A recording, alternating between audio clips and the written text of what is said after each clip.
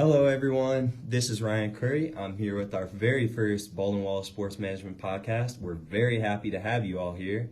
This week, I had the opportunity to interview Maddy Lambdin on her experience at the F1 race in Austin, Texas. Okay, everyone, and we're back. I'm here with Maddy Lambdin after she just got back from the Austin F1. How are you doing, Maddy?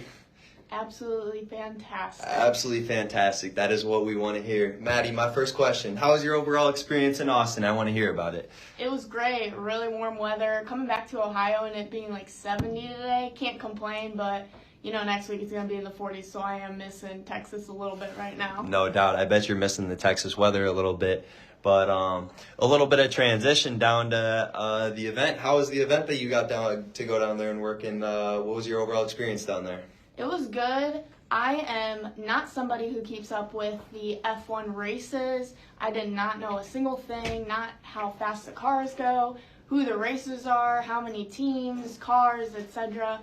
And it was cool to get down there and really experience it. The company we worked for was really good with letting us view and experience the place ourselves. We got to go on a little semi-truck drive around the track, so we got to see the turns and the curves and what all the drivers really go through on a race day.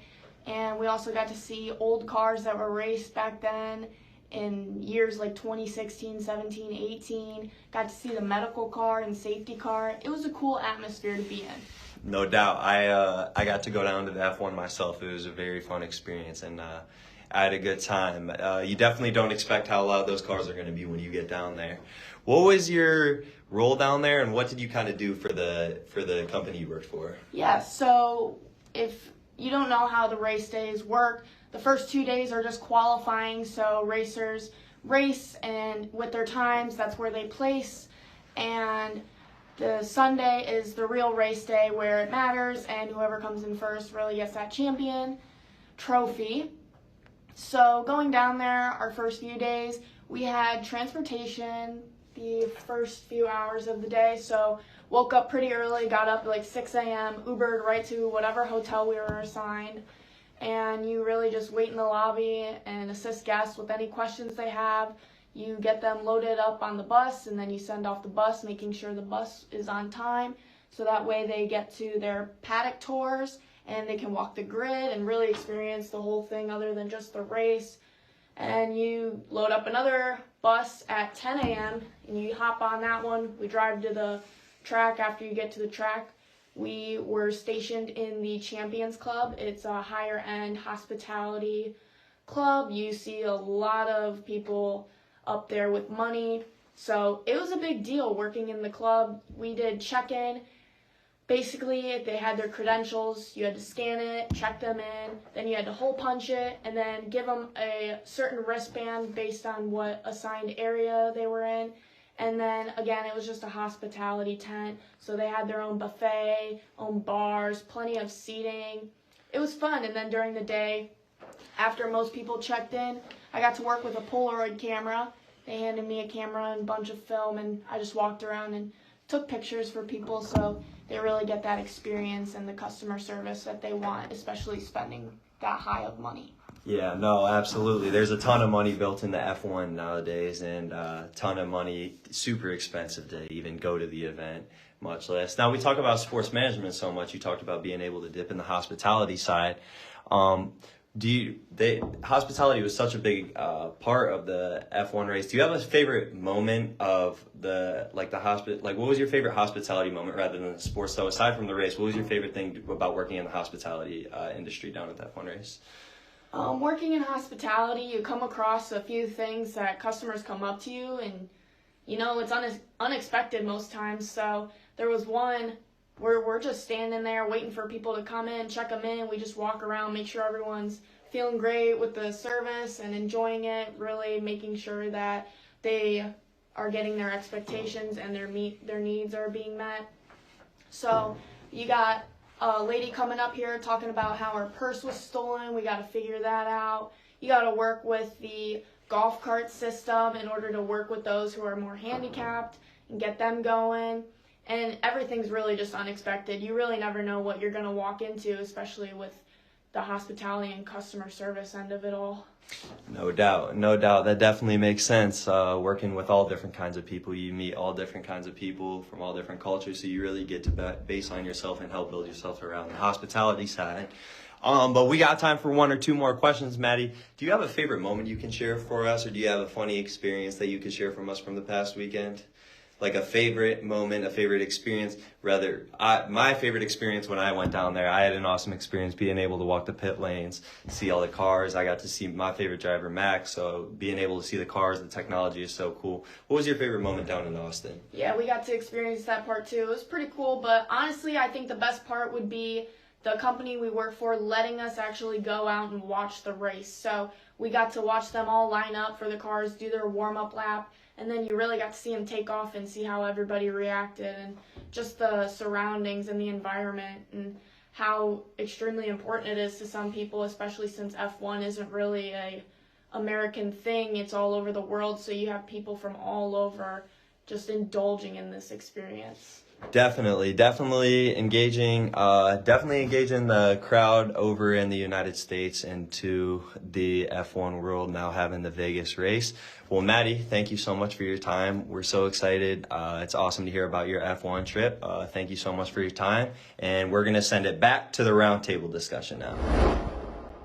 All right, now we have the Baldwin Wallace Sport Management Podcast Roundtable. We're going to discuss the latest in Baldwin Wallace sports, professional and Division I college sports, really just a general sports topic, focusing here on both the management side of sports and the athlete side of sports, because at the end of the day, we're all fans of the athletes, but we're all trying to make our mark in the management business. I'm Ryan Klinger, joined here today by Ryan Curry, Roby Bolin, and Maddy Lambdin.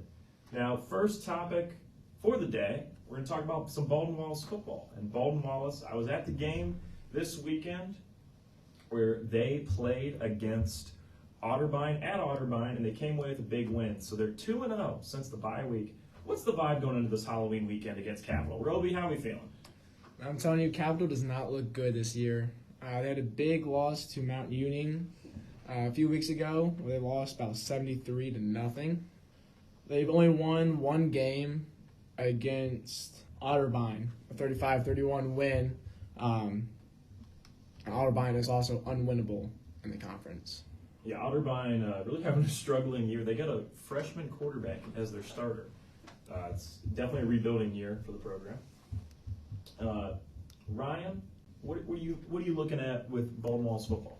I'm looking at our offense. Obviously, we see how dominant our defense every single day. We see our defense come out. We see them prepared. I'm looking for stuff from the offense. I'm looking to open up the offense. I've been hearing about how we're going to open up the offense, how we're going to continue to get the ball to our wide receivers. I want to see more offensively out of us because I feel like our defense played great. I saw a stat last week. Our defense had allowed -9 rushing yards either in the second half. I think in the second half. So that's elite if you've ever heard of it. But definitely want to see something out of the offense this weekend. They had a big shutout against Otterbein as well. Big shutout. -9 rushing yards is something else. That's an incredible feat. Yeah, everybody wants to talk about the rushing game and the big offensive plays that Baldwin Wallace has, but like you were talking about, the defense has really been the name of the game. Last week was their first shutout win of the season, and now taking a look at OAC standings, obviously Mount Union and John Carroll both undefeated in the conference. John Carroll 1 loss overall on the year, so Mount Union being the true number 1 in the OAC, but Marietta and Baldwin Wallace currently both tied at 4-2 in the conference. Marietta overall 5-2. Do we see Baldwin Wallace going undefeated up until their last game of the season against Mount Union, which is obviously going to be their toughest game? Maddy, what are you thinking? I really do think we have a shot at, going undefeated for the rest of the season. I work with one of the defensive coaches, Nelly, and doing those depth charts, you really get to see the sizes and the years, and we really do pull that advantage with the upperclassmen and the size on the other D-lines and O-lines on the other side of the field. So you mentioned working with one of the coaches. How's that? What does game day look like from your perspective then? So we bring in tons of recruits every game. They get to see the side, the warm-ups, how the coaches interact with the players, how the players interact with the players before the game, their little traditions just before getting out there and going to do their best out on the field. Yeah, so after that Capital game, the Heidelberg game is going to be the most must-win game besides that Mount Union game. Heidelberg is currently right behind us in the OAC standings at 3-3. You have to win that game, or else you're just going to keep falling, especially with Mount Union coming up in that final game. Yeah, I mean, essentially we lost a tough one there down back September 30th to Marietta. Just tough loss, one that unlike us, I feel like we could have played better, but definitely going to make the last two more of a must-win game than ever. And then we'll get our shot at Mount Union and see what happens. And we kept them close last year, and I don't think there's anything stopping us from keeping it close and potentially even getting that game, putting that in the win column. So, All right. We're going to take a shift then, and let's touch on college football. Well, I guess we were just talking about college football. I meant to say it's Division I college football. And being based in Berea of Ohio, you got to be thinking about Ohio State. I know that's going to be the topic of discussion. So, all right, Ohio State coming off a big win against Penn State, 20-12 this last weekend. Who wants to start on Ohio State? I'd love to start on Ohio State. You're wearing the hoodie too. It's not a visual podcast, but you get the hoodie on. I am wearing the hoodie in spirit. I actually got the experience to go down there, and first of all, Ohio Stadium might be the best atmosphere in college football. I'll put that out there right now. Second of all, Ohio State Buckeyes look very, very, very, very, very good. Starting with their defense, top to bottom, this is looking like an elite defense. You have the best Penn State quarterback coming in, throwing 18 for 42, 191 yards, and throwing for a QBR of 29.4, which is absolutely awful. The Ohio State defense came, they held their own. It's definitely a championship caliber type of defense, and it's definitely something special. I almost wish, the C.J. Stroud fan and myself, I wish C.J. Stroud got 1 year with this defense, because this defense could have been elite. But I want to hear what Roby has to say about the offense. Yeah, Roby's shaking his head over there. What's up with Roby? I mean, I love this defense here. The biggest key stat in that game was 1 for 16 on the third downs. Is crazy. That's just stopping their drives. Any momentum they get is instantly shut down. I want to talk about the offensive side of the ball. Oh, boy. That guy, Kyle McCord, I see all the hate he gets, but I think it's undeserved. No doubt, Roby. Definitely What? backing up Kyle McCord. I thought Roby was going to come on this podcast and be like, look, guys, Kyle McCord is not him. He had 286 yards passing in a game where everybody said he was absolute garbage. You know who got more passing yards than? Michael Penix Jr., J.J. McCarthy. Heisman favorite, J.J. McCarthy. Yep. Yeah. And my Heisman favorite, Michael Penix Jr. Yeah, the two Heisman leaders. Maddie, you're making a face over here. What are you thinking? Yeah, so I'm not going to hype Ohio State up as much as these two guys over here. I think their schedule is a little bit on the tougher side. You have ranked 14 Notre Dame, and then you have ranked number 10 Penn State, barely scraping by. If you watch the Notre Dame game, you know it came down to the very last few seconds. And then, obviously, you have the teams they play, like Western Kentucky. Yeah, you blow them out 63-10. Youngstown State, 35-7. I mean, that really doesn't appeal. I guess most people probably thought they were coming in hot, especially with losing against the number 1 Georgia last year by 1 point because of that missed kick. I mean, I don't really see the hype with McCord. I don't see, when I watch, he does not throw the ball like I expect him to. Throws a lot of intentional grounding, incomplete passes, and without an offense, you're not going to win games. I mean, yeah, you got a really good defense, and you got Marvin Harrison Jr. on the offense, but with Abuka out, what do you really have? I think it's a decent argument, as Kyle McCord is being handed clearly the best wide receiver in college football from the jump. So, I mean, you got to give Marvin Harrison Jr. some credit on raising his talent up. I'm not an Ohio State guy. I just pretty much follow Coach Prime wherever he's going. So I'm going to speak from a non-biased perspective. Never mind, you're raising your hand. What? I was going to ask a question. I am raising my hand. I'm ready. I'm back on the Kyle McCord train. We look back at the first year. We look at the first year of Justin Fields. We look at the first year of C.J. Stroud. How did they look? Not great. Hey, this guy isn't ready. This guy isn't ready to go. 1 year later, they're absolutely killing it. Now I'm sitting here looking at Kyle McCord, like Roby said, 22 for 35, 286 and a touchdown. I don't understand how you can get much better than that. I'm taking that every day.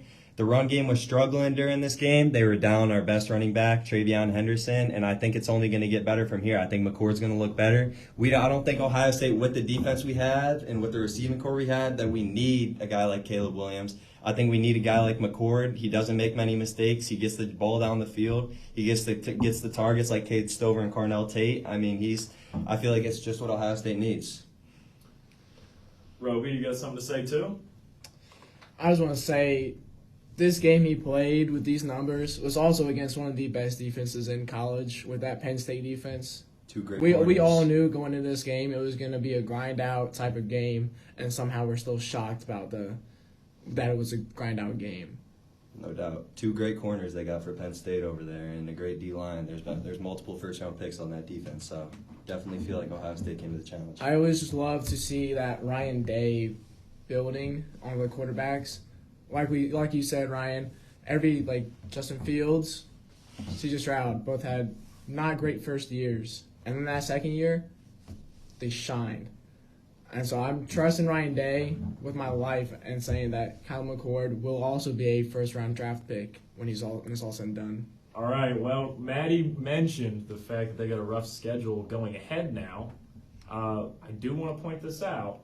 You're talking about Ryan Day trusting him with your life. Do you trust him to beat Michigan this year? That's the big question, right? At this point, isn't that what everybody should be asking themselves? Well, they beat Notre Dame. They beat Penn State.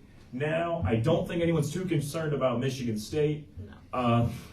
So I'm saying, I feel like, am I wrong to say that pretty much the rest of the season is just waiting till the game, correct?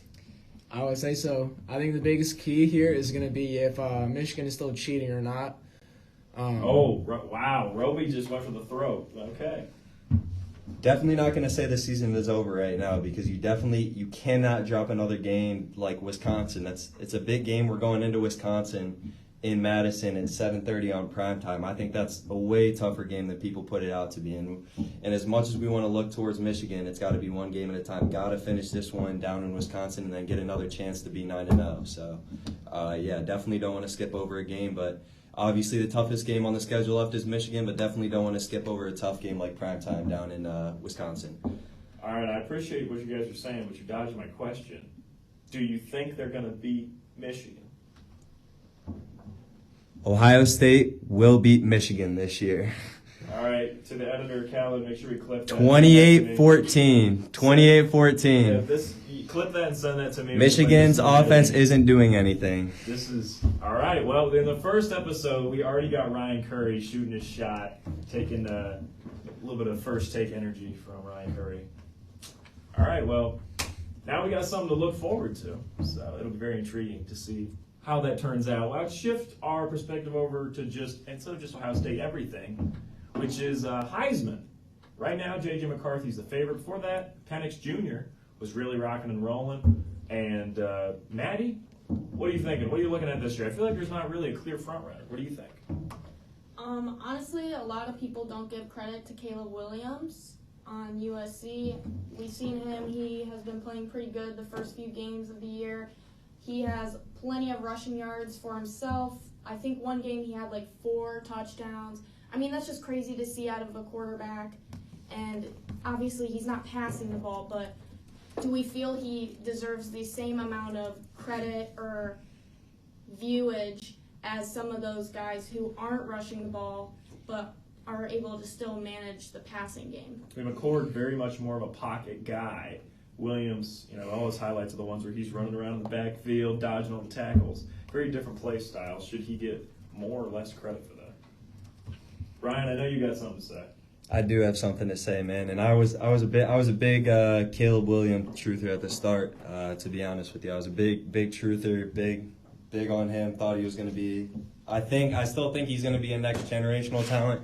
The only issue is I really see that he struggles against big teams. You see other quarterbacks, they go into big games and they win, but I see a guy like Caleb Williams go into South Bend against Notre Dame and get the brakes beat off of them, and they did not look good. They went in against Utah last week again. They didn't look good and they didn't get the job done. I I don't think this Heisman difference is as much as we think it is, and I don't think it's as clear cut or anyone is a favorite this year in regards to other years where there's been a guy like Bryce Young or there's been like other guys. Like I don't think there's a clear cut guy this year. I think the Bryce Young year was relatively competitive. I don't know. I think like when I think of like dominant years, it was like Joe Burrow. Like, you knew he was going to he deserved that. You knew he was going to win that. Lamar, you knew he was going to win that. And I think Baker Mayfield, there was a little more competitiveness like with that race, but it was still like you kind of knew. I feel like this year, as soon as you start to think it's going to be somebody, they have a bad game. Like Penix was really the clear-cut favorite, and then he barely won last week. So it's really weird. It's like nobody wants to hold the trophy. Everybody's trying to get rid of being the favorite. I'm going to get put on the absolute hot seat for this one. The absolute hot seat. Okay. And I'm going to get called out for being a homer again.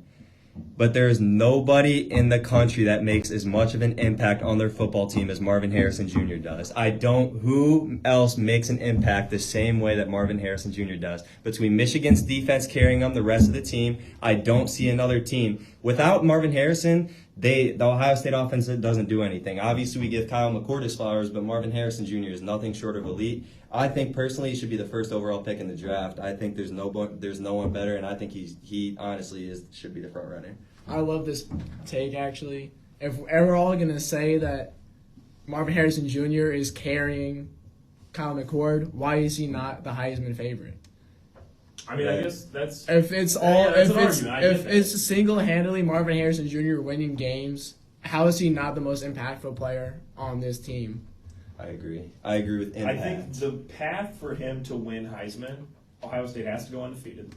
They have to win the Big Ten championship. Like that has to happen. They have to be either the number 1 or number 2 seed going into the playoffs. That is the only path in which Marvin Harrison Jr. would be or be able to win receiver, which I think would only be the third one ever. It's been a while. I mean, Devontae Smith obviously won it back in 2020, but before him it had been a long while since a wide receiver had won it. I can't even remember off the top of my head. Usually I remember stuff like that. I can't right now.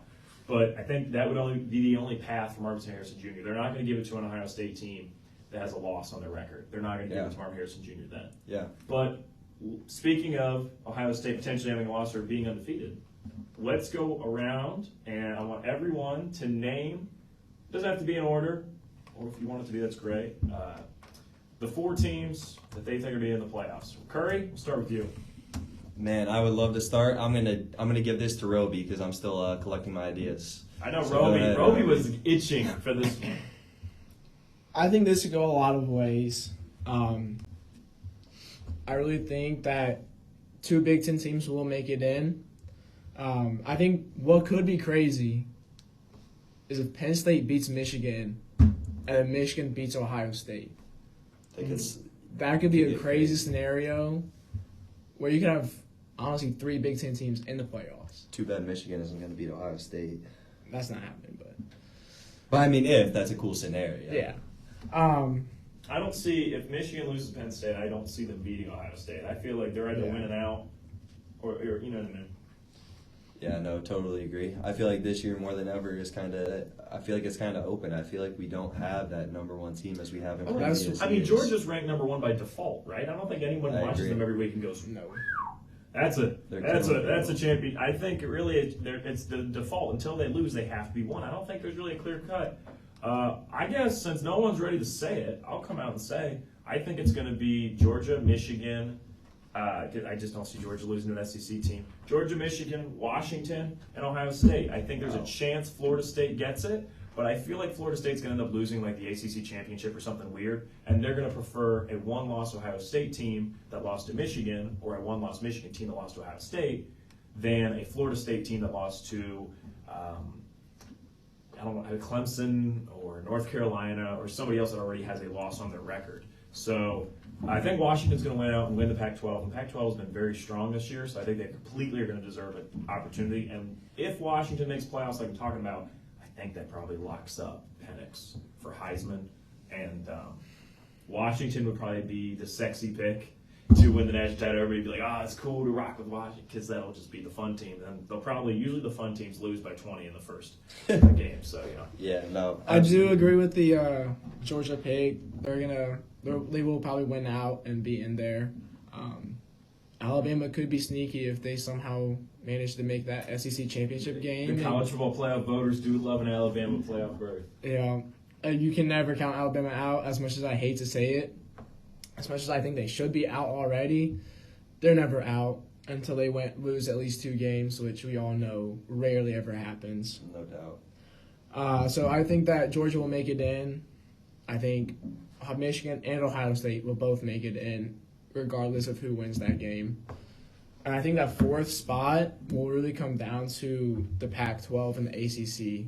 I think Whichever team goes undefeated from those, right? Yeah, I think Pac-12 can be absolutely bonkers, with Oregon State can be really sneaky. They still play Washington and Oregon. If they can somehow pull both of those wins off and make it to the Pac-12 championship and win that, there'll be a few teams that'll be really hard to. Yeah, it'd be really hard to pick a team over them after those 2 big wins. No doubt. I definitely like your take on Alabama for sure. I feel like they could go in, catch Georgia off guard. I feel like Georgia doesn't have the talent across the board as they did. I mean, they lost the guys like Jalen Carter, they lost Jordan Davis, they lost Nakobe Dean, they lost Keely Ringo, they lost so many guys. You're not going to name Stetson Bennett? Wow. They lost Stetson Bennett. I honestly feel like Stetson was pretty good. They lost a lot of those players to the Philadelphia Eagles. They lost George Pickens. I mean, it's tough, man. But they're gonna continue to play good, but I don't think they're as talented as they have in the past. So I definitely think Alabama could sneak in there and get it. Maddie? I would really like to see Florida State Seminoles come in through.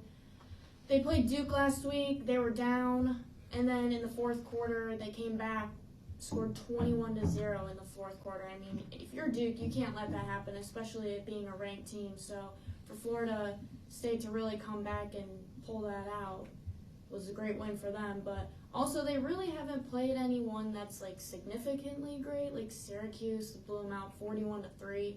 LSU was their best game that they played. LSU being ranked number 15, 45-24.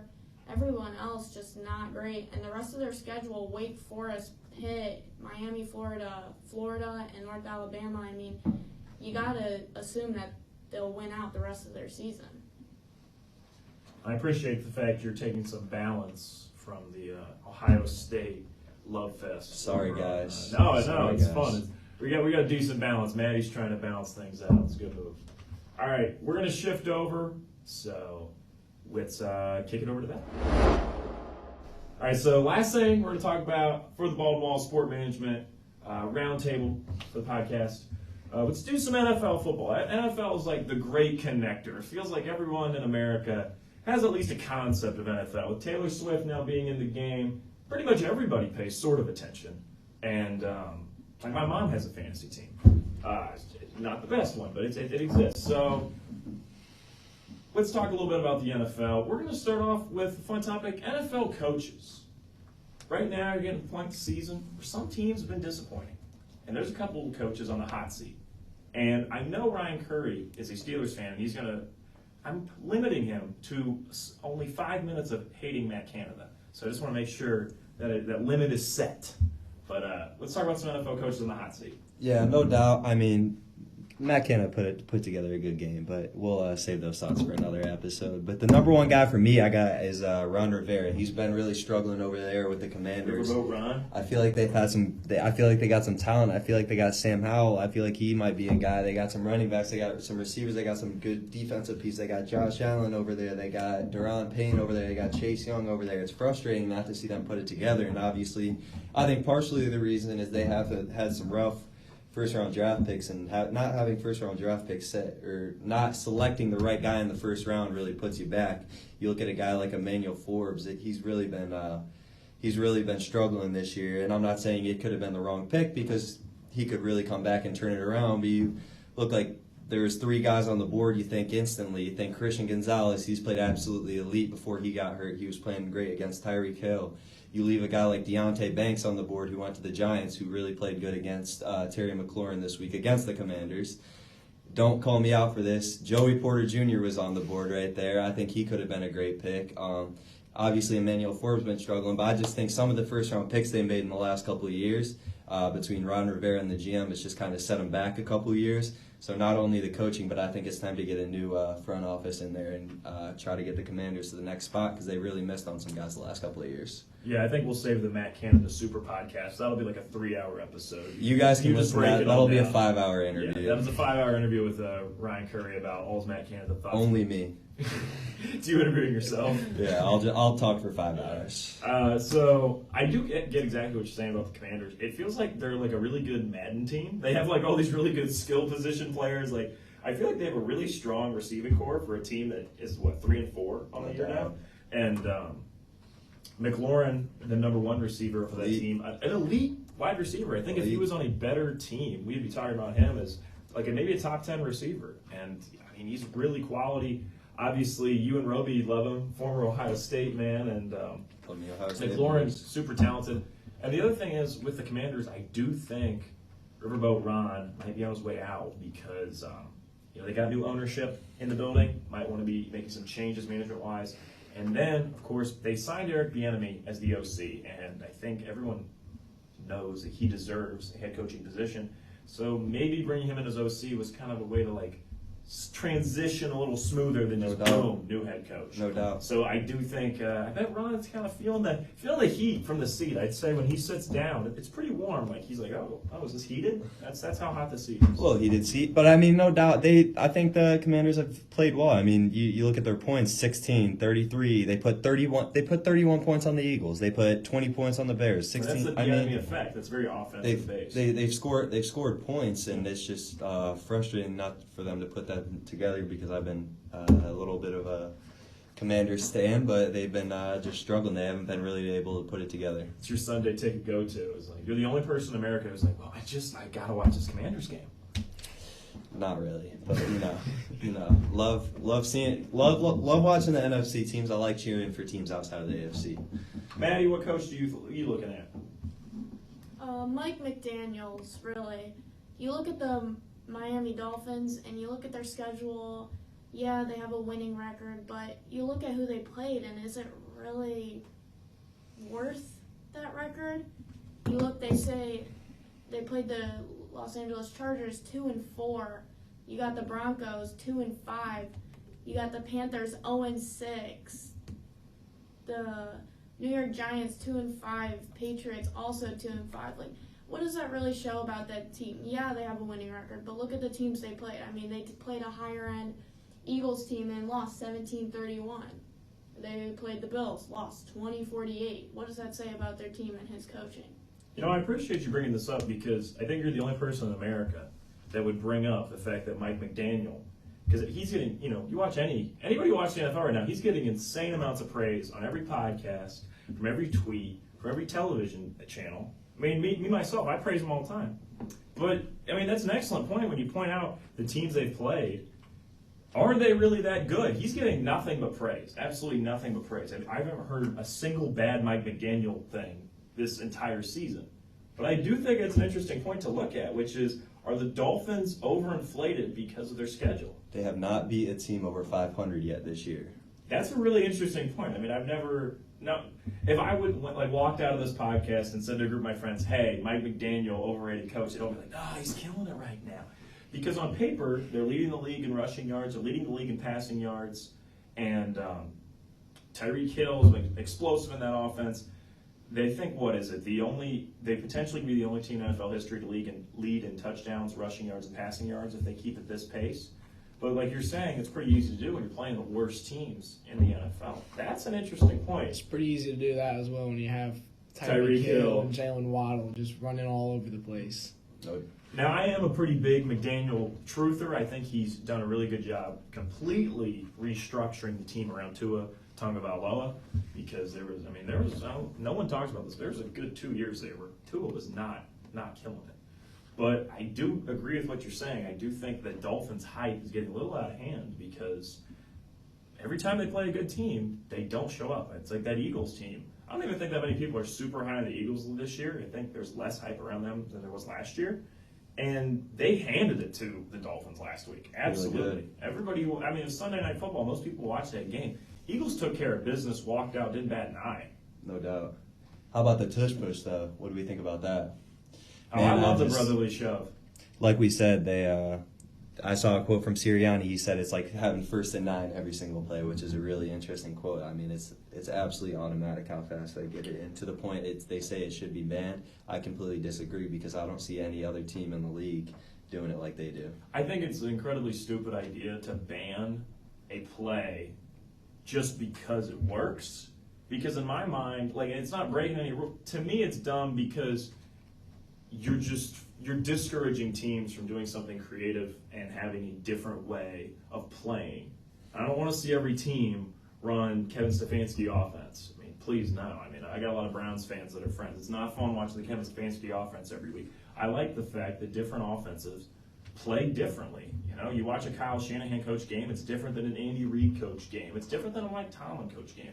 And that's good. And the fact that the Eagles play differently than other teams, to me, I completely encourage the fact that they do the brotherly shove, formerly known as the tush push. I don't know if you knew that, but as a big New Heights listener from the Kelsey Brothers podcast, they renamed it the brotherly shove in honor of it being a Philly thing. And I thought that was a pretty fun name. So, yeah, ESPN needs to get with the times, the brotherly shove, not the tush push. No doubt. Eagles look good, man. They smoked their opponent last night. They look good in Kelly Green. 40, they do. 49ers didn't look good last night, so I feel like the Eagles are, I mean, right now might be the clear-cut favorite for the NFC. I don't think anyone competes with them right now. I still believe in the Lions. Roby. So I don't have any coaches on a very hot seat, but I'll tell you all who is on the coldest seat imaginable. Jim Schwartz.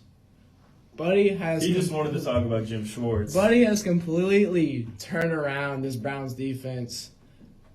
And with a defense that is star-studded, but has not been as good as it should be, and has just completely turned it around and made it what it should be. Whether shutting out teams, shutting them down. You almost lost to Gardner Minshew, though, buddy. When the defense is on there for most of the game, they're going to get a little tired. And those are the games. Myles Garrett, he's inhuman. He is inhuman. Myles Garrett is like another level. But they're going to have those games where they're on the field a lot and they're going to get tired. And those games, we have seen them with the Colts and with the Ravens, where we have little offense or quick offense and just defense on there the entire game. And those are the two games that you see defense kind of slows down, even though, like we said, Myles Garrett still 2 forced fumbles, a block kick. Jim Schwartz has just turned this defense around. All right, we're talking about the Browns. Let's take a look then to the AFC North. Considered for the last couple of years one of the best divisions in football. And if we take a look over the AFC North standings, I feel like every team in this division has a chance to win it. Right now, the Ravens are currently leading 5-2. Steelers behind 4-2. Browns tied with Steelers 4-2. And the Bengals at 3-3. Bengals, kings of the late season surge. They always do this. And the Ravens, huge win over the Lions, in which Lamar was in MVP form. Steelers always seem to somehow win games, even though this is one of the worst Steelers teams I've ever watched in my life, and yet they still somehow, Mike Tomlin, I think genuinely one of the best coaches in the league. He's like the Terry Francona of football. He gets a team that's on paper not impressive at all and turns it into a winning team. I don't know how he does it. So, what are the thoughts in the AFC North right now? What are we looking at? It's wide open right now. I mean, from top to bottom, it's a ridiculously competitive division. I think one of the most competitive divisions in the NFL. The most. I'll call it right there, the most. The most. There you have it. But I think it's a great division, and everybody has a chance to take it right now. The Browns have slipped on some opportunities against the Ravens and the Steelers, but I still love our chances to pull out on top. All right, now, Maddie, you've been the voice of reason. Who do you think's coming out of this division?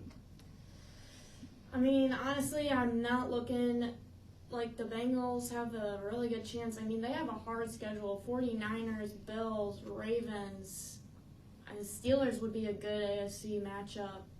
You got the Vikings, who just beat the 49ers, and then you got the Steelers again and the Chiefs, and then you got us again with the Browns. So it doesn't really look like they have really any giveaways, and it'll be hard for them to pull it out. While you got the Ravens look good right now. I think really they only have to worry about the Browns, another AFC matchup. Yeah, we kind of fumbled last game, but I think we could turn it around. And then they have the 49ers as well as the Dolphins, but as we just talked about, are the Dolphins overhyped? Well, I mean, we will see with this game.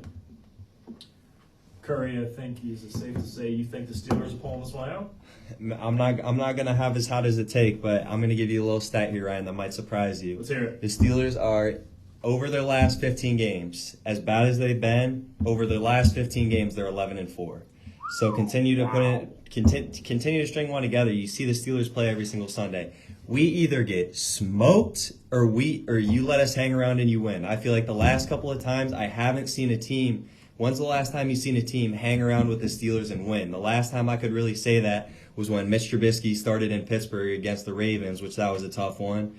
I mean, you have Kenny Pickett, a lot of haters out there. Kenny Pickett's 5-1 in primetime. He lost in Miami his very first primetime. He strung 5 in a row, 5 primetime games in a row. So it's a stat no one talks about. No one talks about, man. A lot of very underrated player. The one trait you want to have, he comes out, he plays his best in the fourth quarter. So he comes out, we have some growing pains within the offense the first couple of quarters, but if there's one thing you could want about a QB trade, it's that he shows out in the fourth quarter, and I think Kenny Pickett does more than that. That was a great quote from the Bill Simmons podcast a couple weeks back. He was talking about Kenny Pickett, the new Eli Manning. First 3 quarters, you're like, are we sure this guy should be starter? Fourth quarter, you're like, that's my guy. That's my QB. He was slicing and dicing the Rams this weekend. I'll tell you that much. Him and the Deontay Johnson impact that he made, the impact Deontay Johnson made on the offense this weekend was tremendous because it took some double teams off George, and you could see we started to move the ball. I think that game, if anyone watched the game, that could have been more than a 2-score game if the Steelers don't commit. We had a couple taunting penalties, a couple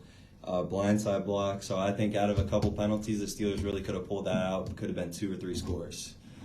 I don't want to be the bearer of bad news at the moment. I do think the Ravens would be my pick to come out of this division, but that's also because I just every time I watch Lamar Jackson, I realize why football is such a great sport. I'm just like, man, it's like watching like Da Vinci paint. It's beautiful. You know who seems to have his number though? That's true. Pittsburgh seems to have his number more than anyone else. That's I mean, true. I see Lamar Jackson go out. I'm a huge Lamar Jackson fan, even though I'm a Steelers fan. I go out and see him ball every single weekend, dropping 35, 40 points on everyone. He comes out against the Steelers, and yeah, obviously you have some drop passes, some issues there. He doesn't do anything. The Steelers seem to have his number and been able to neutralize him very well.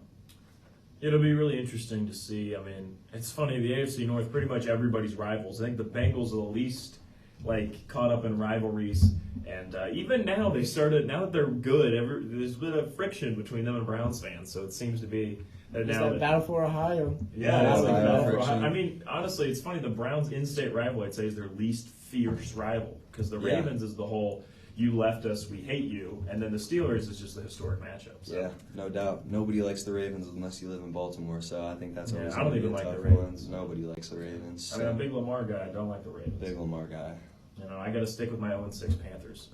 Because I can't have anything nice in life. They'll come back. No, They're about to make a turn. 11-6. Just 11-6. Bryce Young. Just watch. I do like Bryce. It's just everything else of the team I don't enjoy. It's a hard watch. Thank you guys so much for listening to our first Baldwin Wallace Sports Management podcast. We're going to be back next week with brand new guests. We don't want to reveal too many names, but we definitely have some names in the works to try to get you on the interview. So please continue to tune in, and thank you so much for your support. We'll see you next time.